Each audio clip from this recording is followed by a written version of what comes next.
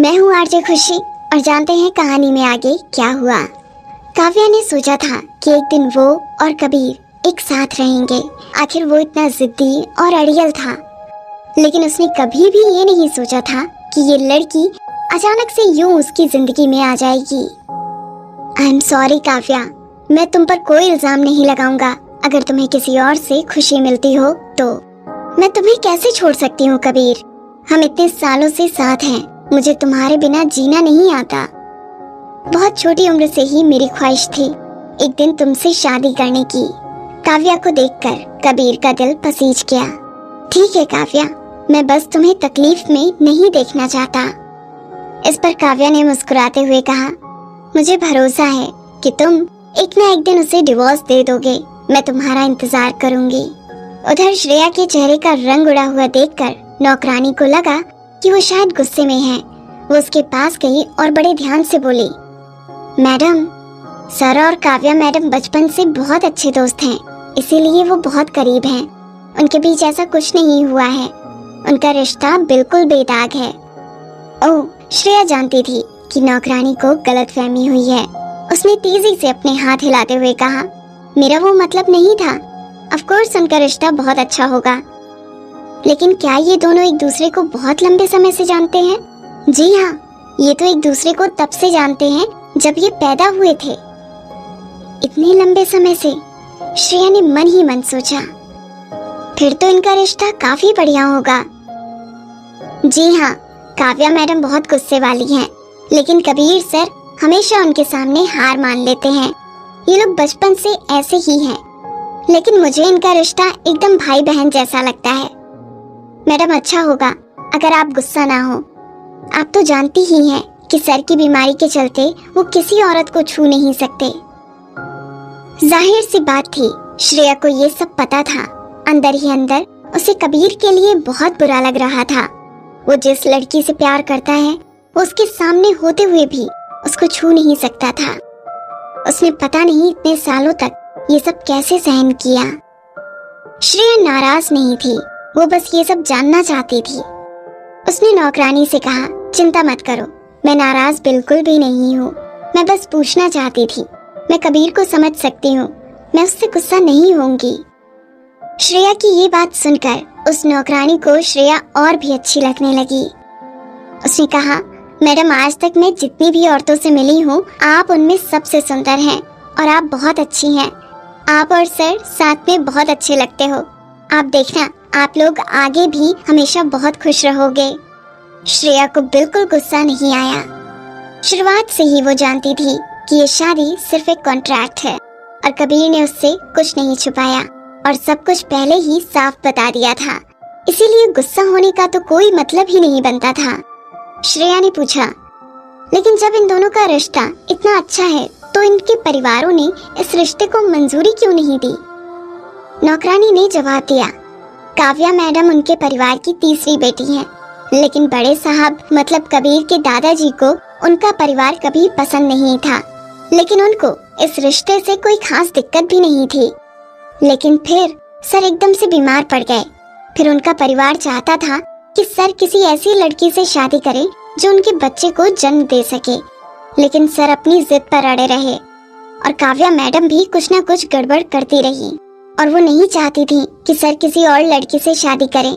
इसीलिए ये सब ऐसे ही चलता रहा। जब नौकरानी ने श्रेया को गौर से सब कुछ सुनते हुए देखा तो उसने मुस्कुराते हुए कहा, अब सब कुछ ठीक है। सर और आप एक शानदार जोड़ी हैं। आप भी बहुत सुंदर हैं और सर भी। भविष्य में जब आप लिटिल कबीर को जन्म देंगी, वो दुनिया का सबसे अच्छा दिखने वाला आदमी होगा। श्रेया ने लगभग खून की उल्टी कर दी थी। बेशक वो कबीर के साथ बच्चे पैदा नहीं करना चाहती थी किसी भी हालत में। ये कभी नहीं हो सकता था। आखिरी बार कबीर ने उसे सिर्फ इसलिए छुआ था क्योंकि उसने उसको ड्रग्स पिला दी थी। वो उसकी बीमारी ठीक नहीं कर सकती थी। श्रेया को ये अजीब लगा। उन्होंने कबीर की बीमारी का इलाज करने की कोशिश करने के लिए और लड़कियों को क्यों नहीं ढूंढा? लेकिन इसके बारे में सोचने के बाद वो समझ गई, शायद इसीलिए क्योंकि कबीर को काव्या से बहुत प्यार था, इसीलिए वो किसी दूसरी औरत को छूना नहीं चाहता था। लेकिन अब उसके कारण ये सब हो गया। श्रेया ने ये सब सोचकर रोते हुए खाना खाया। फिर कबीर घर के अंदर आया। उसने श्रेया को खाते हुए देखा। वो बहुत बेढंगे तरीके से सोफे पे बैठी थी।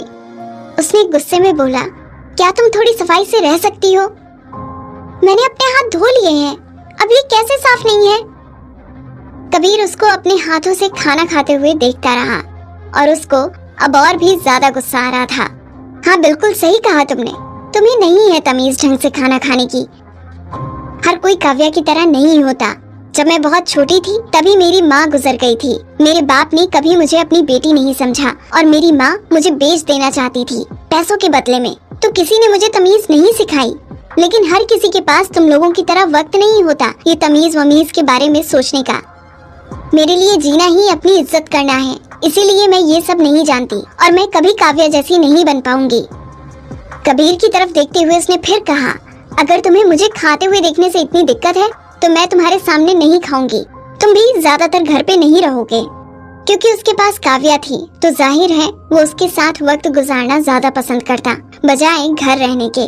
कबीर ने गुस्से में कुछ नाक से आवाज करी, सही कहा तुमने, काव्या बहुत तमीजदार लड़की है। कम से कम तुम्हारी तरह वो हाथों से खाना तो नहीं खाती। जब उसने ये सब कहा तो उसकी आंखें श्रेया के गंदे हाथों पर ही थी। श्रेया ने नीचे देखा। उसको थोड़ी शर्म तो आई लेकिन ज्यादा फर्क नहीं पड़ा क्योंकि उसको इस सब की आदत हो चुकी थी। श्रेया ने जल्दी से एक एक करके अपनी उंगलियां चाटनी शुरू कर दी। कबीर जैसे इंसान के साथ रहना सच में एक टॉर्चर है।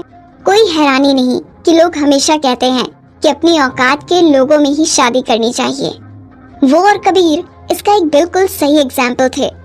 उसने अपना सिर ऊपर उठा के देखा तो कबीर को बहुत गुस्सा आ रहा था। उसकी आंखें गुस्से से लाल हो गई थीं और वो उसे घूरे जा रहा था। वो उसको इतने गुस्से से देख रहा था कि मानो अभी उसके टुकड़े टुकड़े कर देगा। अब उसने इतना भी क्या कर दिया था कि उसको इतना गुस्सा आ रहा था। श्रेया ने बड़बड़ाते हुए कहा, गुस्सा मत करो, मैं दोबारा तुम्हारे सामने खाना नहीं खाऊंगी। उसके पास और कोई रास्ता भी नहीं था। आदतें इतनी जल्दी नहीं बदली जाती। उसकी काव्या जरूर बहुत सुंदर थी, तमीजदार थी, लेकिन वो उस जैसी नहीं थी। उसने डरते हुए हल्के से मुस्कुरा दिया, लेकिन कबीर वहां से दुखी होकर बिना कुछ कहे चला गया। हे! श्रेया को कुछ समझ नहीं आया। यूं ही अपनी उंगलियां मुंह में डाल के चाटना शुरू मत कर दिया करो। उसने एकदम से पीछे मुड़कर उसकी उंगलियों की तरफ घूरा, खासकर किसी मर्द के सामने। क्या? श्रेया ने जल्दी से अपनी उंगलियों को देखा और उन्हें झाड़ने लगी। उसको समझ नहीं आया कि कबीर ने क्या कहा। कबीर ने सिर हिलाते हुए सोचा, ये लड़की सच में कितनी बेवकूफ है। उसके बाद जल्दी से श्रेया हाथ मुंह धोकर बेडरूम में चली गई। कबीर उधर टांग पर टांग रखकर सोफे पे बैठा था। उससे धीमी धीमी खुशबू आ रही थी और वो बहुत ही सुंदर और तरोताजा लग रहा था। उसकी बॉडी पर लाइट पड़ने की वजह से वो और भी शानदार लग रहा था। वो कैजुअल ढंग से बैठा था, लेकिन वो हर तरह से सुंदर ही लगता था। श्रेया चलते चलते रुक गई और उसको देखने लगी, फिर चुपचाप अंदर आ गई। लेकिन उसने एकदम से उसे आवाज लगाई, श्रेया। मैं हूँ आरजे खुशी। दोस्तों, आप सुन रहे हो श्रेया और कबीर की कहानी, और इस कहानी में आगे क्या हुआ जानने के लिए सुनते रहिए।